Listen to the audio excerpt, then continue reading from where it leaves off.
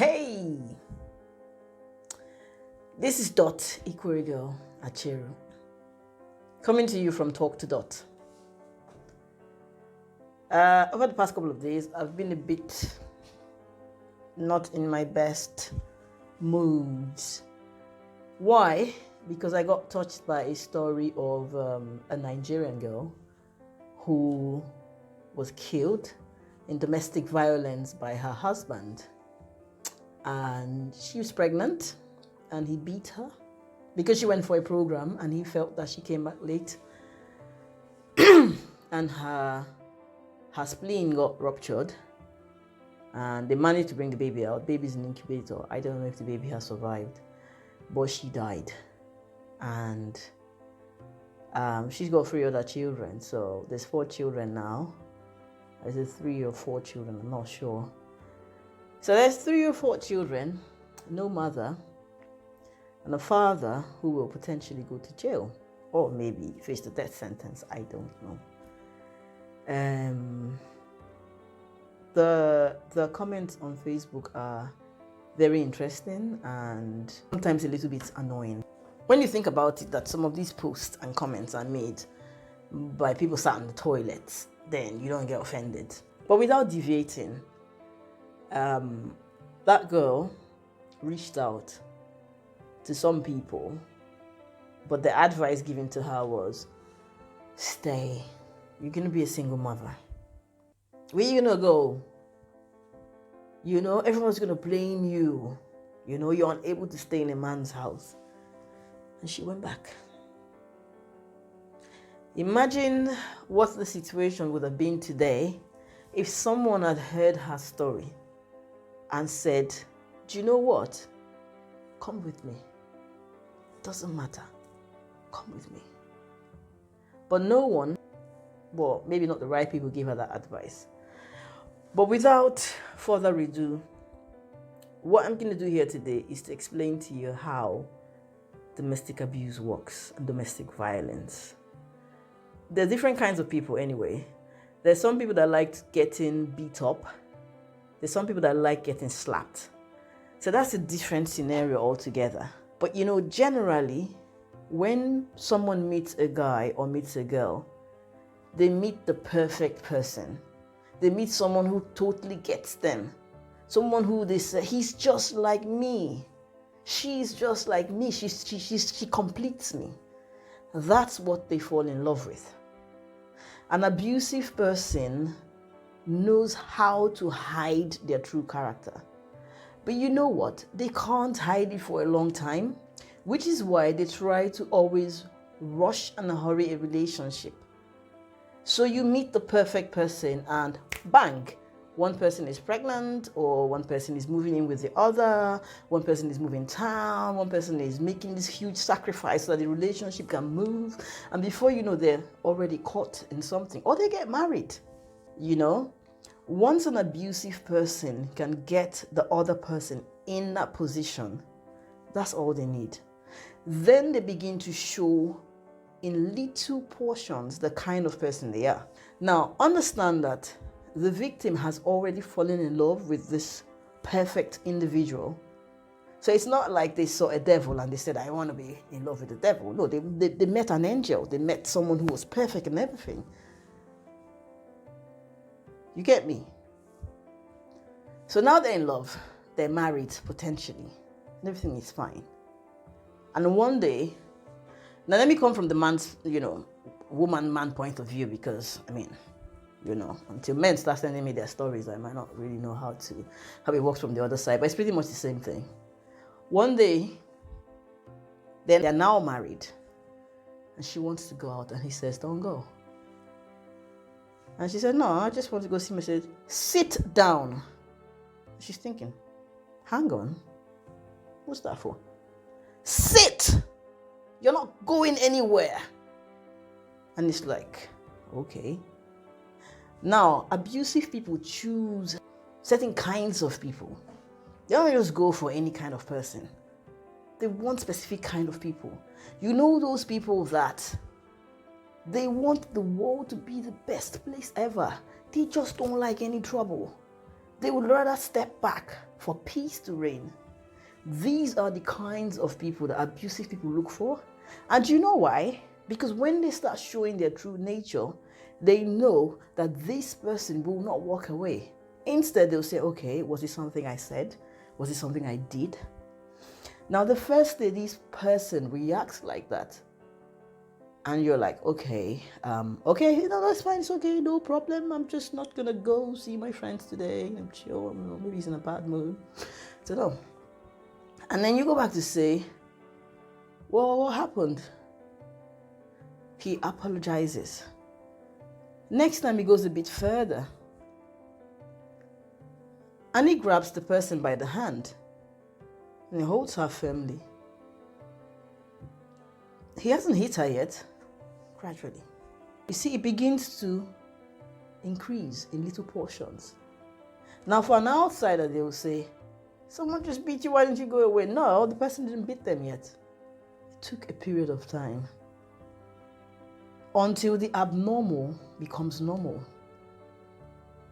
Trust me, the first time an abusive person hits the victim, they had hit them so many times without actually touching them. You understand? That grab, that push, that shove, then I'm sorry, it will never happen again. And of course, they love this person. They believe this person. So why wouldn't they believe them? Some of these abusive people will cry genuine tears to say how sorry they are. They will give you a good reason why. Oh, my past relationship, the women, they were so unfaithful, they acted in this way. Oh, I've seen these kind of things before, and that's why I'm a bit too careful. So there's always a very good reason why they do the things they do.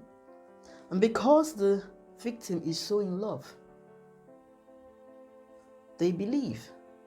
Isn't that what love is? You understand? If from the first day they met, this person acted like this, trust me, they would walk away. But the person took time. The person tested them in so many ways to make sure that they were the right candidate. You understand? An abusive person, when they watch their victim before they enter into a relationship, they test them. Sometimes they create problems to see how the person will react. Sometimes they come up with stuff like financial issue. Oh, I haven't got any money. I don't know what to do. I just don't know what. I don't have any money. They want to see what the person's response is. So what are you going to do now? Okay, I think I have some money. Okay, I can check with my friends. I can borrow some money for you. I can do that. They want to see how far a person will go to resolve a problem. That's the perfect candidate. Now, I'm not saying that everyone should go out there being a miserable person because you don't want to be a nice person so that you don't get taken advantage of. In a normal world, these qualities are perfect. They are amazing. But abusive people, that's what they look out for. Now, over a period of time, when they've broken this person's spirit and they begin to hit them, at that point, it's difficult for the person to walk away because mentally, they're finished. At that stage, what they need is someone to pull them out. Do you know why? And this is a common statement. If you've never been in an abusive situation, you've probably never heard it. You understand? When a woman walks out of an abusive relationship, people say to that person, you've done the one biggest thing ever. Do you know why? Do you know why they say that? Because sincerely, it is almost humanly impossible to do that. Being in an abusive cycle is like being addicted to a drug. This is why when someone who is a drug addict or an alcoholic walks away from alcohol or that addiction, people say to them like, whoa, bro, well done. It's the same sort of thing.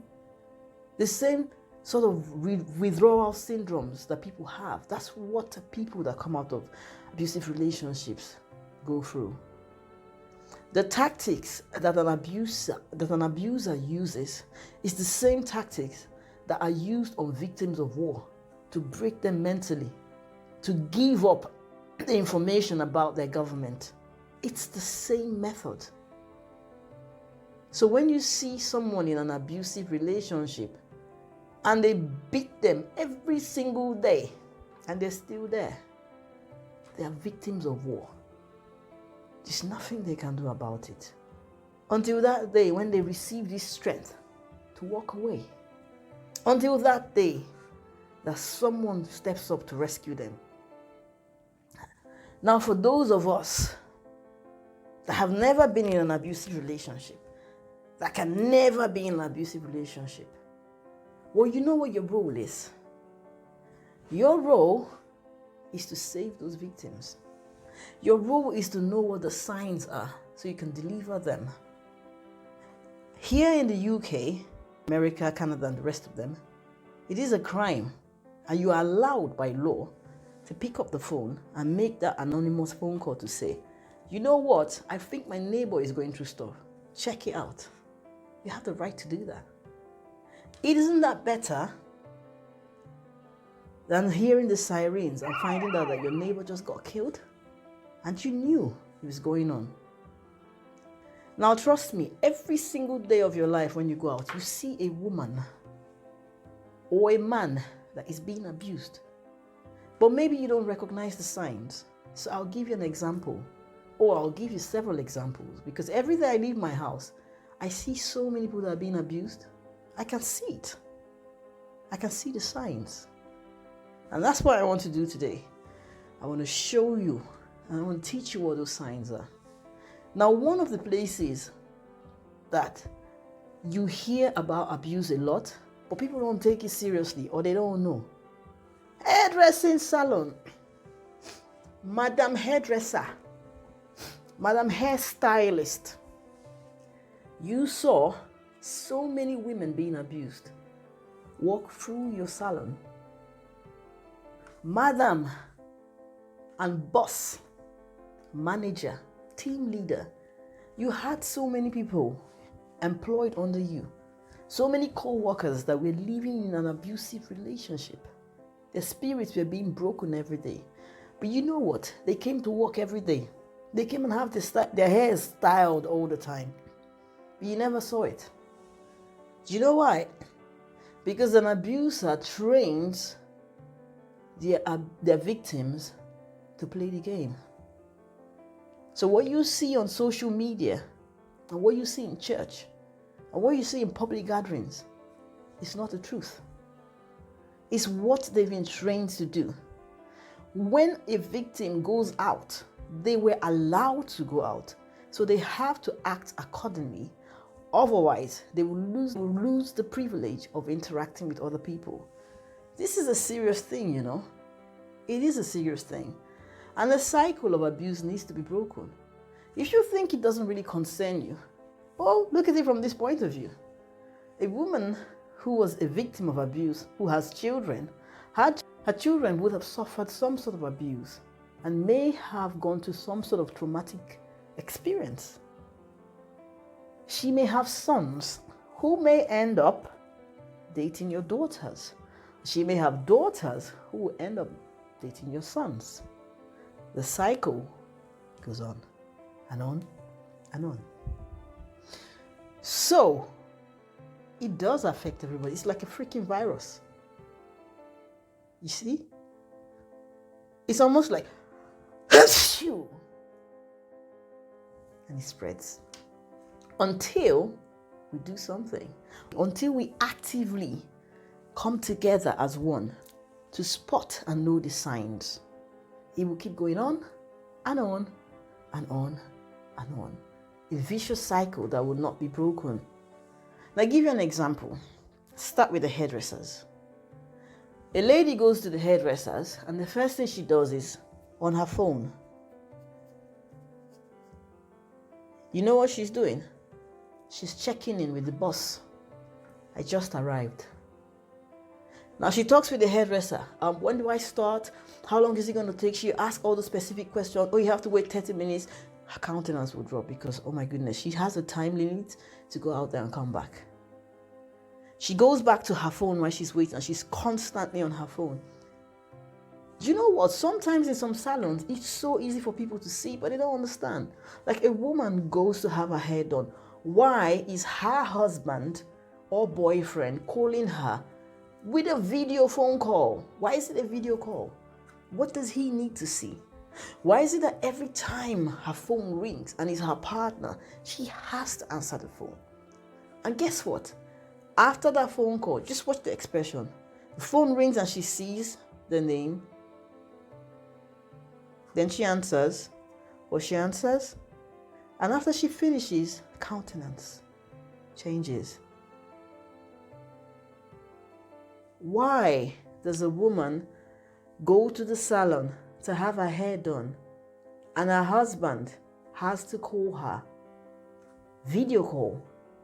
But you know what? He will make it look like, oh, the kids miss her. Oh, the kids are not settled. Hang on. It's not like she went to Scotland. She just went down the road to have her hair done. It doesn't take more than 2 hours.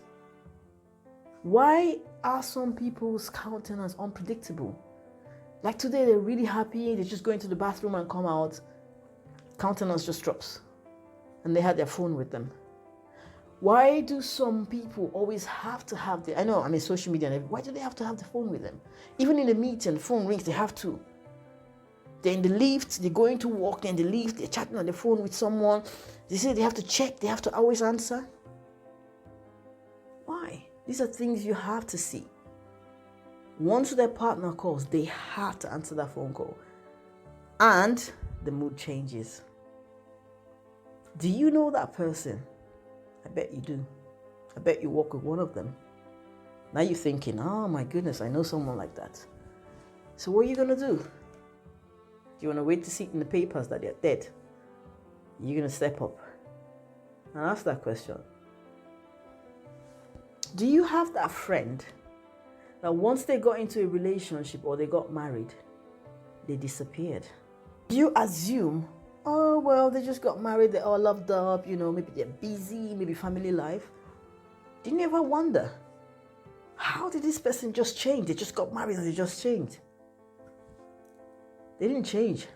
Something's not right.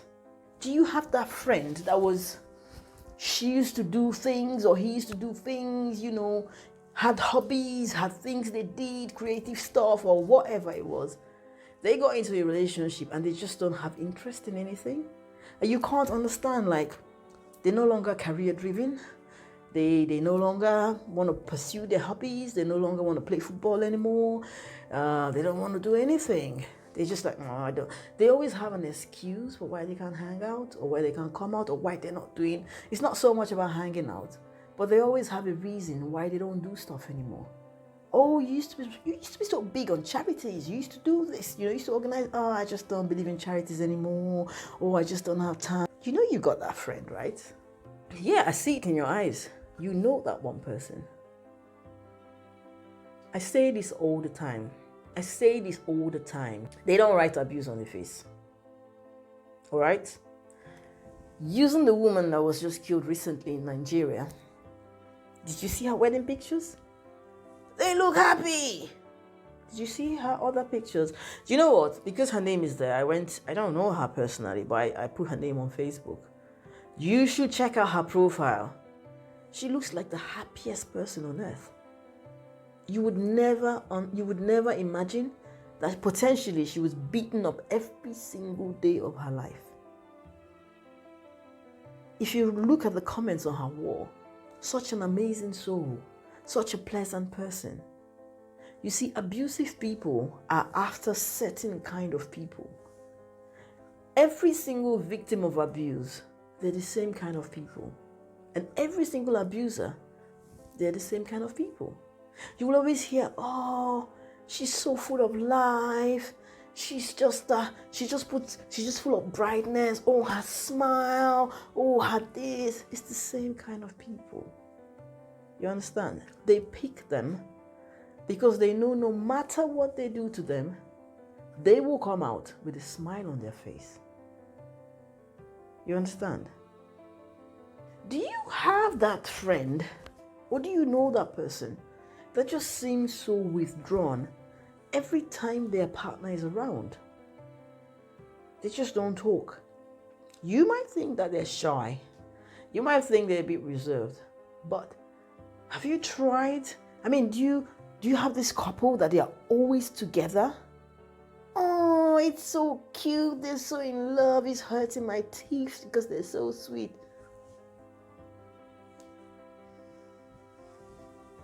Don't be deceived. No matter how sweet you are together, everybody deserves time apart. You cannot always be together. If you have a couple that they're always together when they're out, always together. And even if, you have a situation where the woman even goes to the ladies and the guy's like all over the place.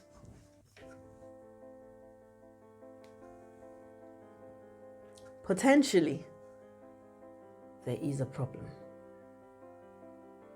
Now I'm saying these things, you're thinking, oh my goodness. It's like coronavirus. The virus can be everywhere and you wouldn't know. But once you read about it and understand the symptoms, you'll be like, oh my days, there's so many sick people around. Do you understand? Look around you.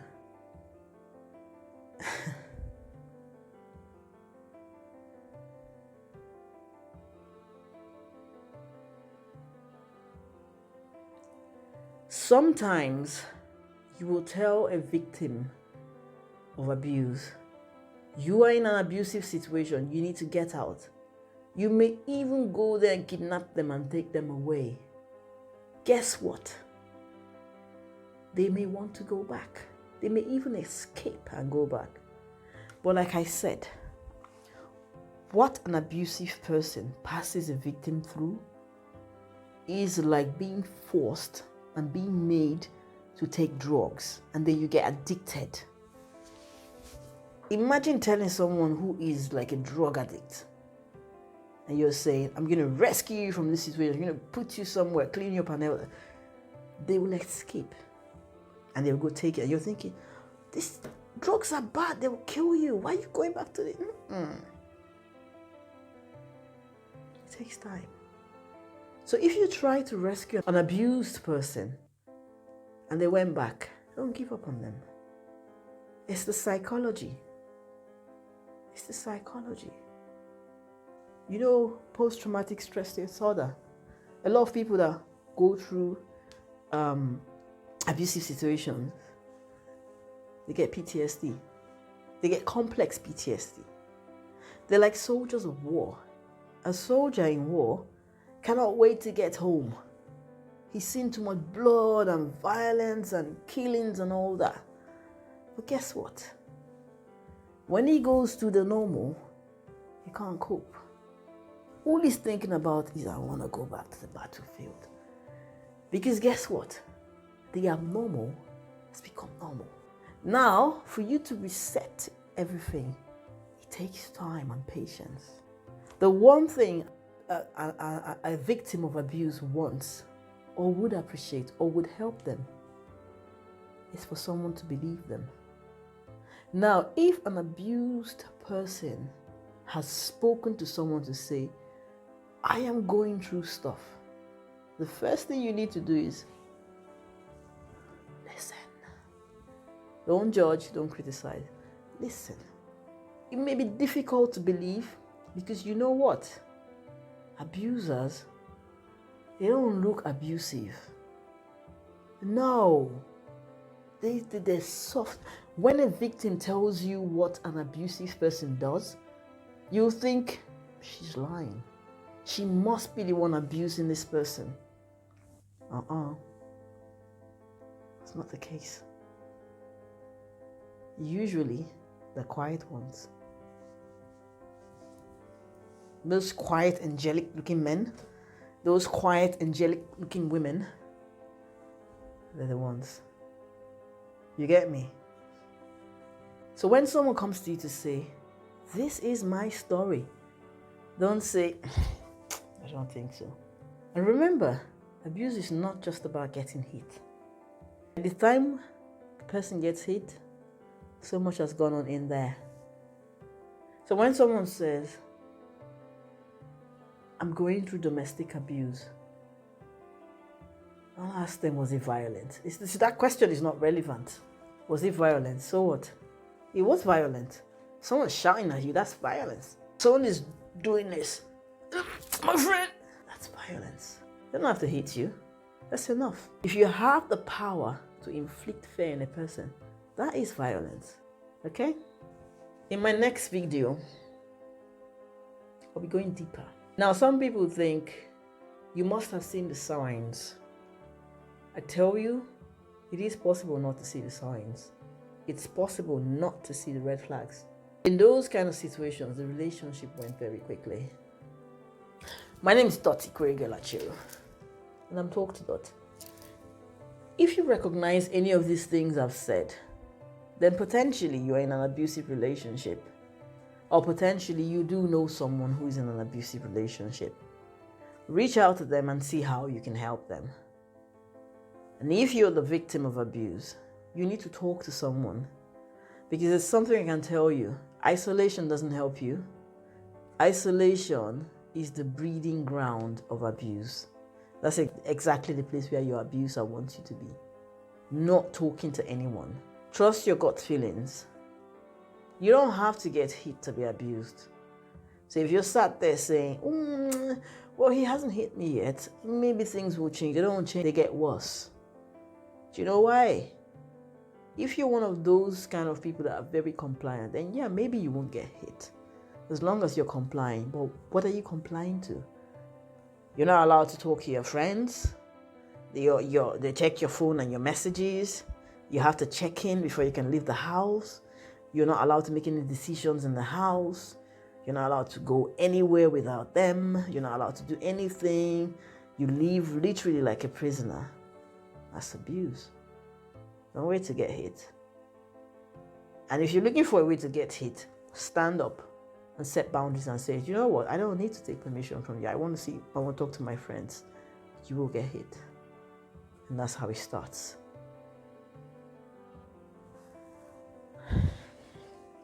Join me every Tuesday on Talk to Dot, exposing domestic abuse. Remember, if you are going through an abusive situation, it is not your fault, and you are not alone. Talk to someone. Talk to Dot. One love, peace, guidance, respect.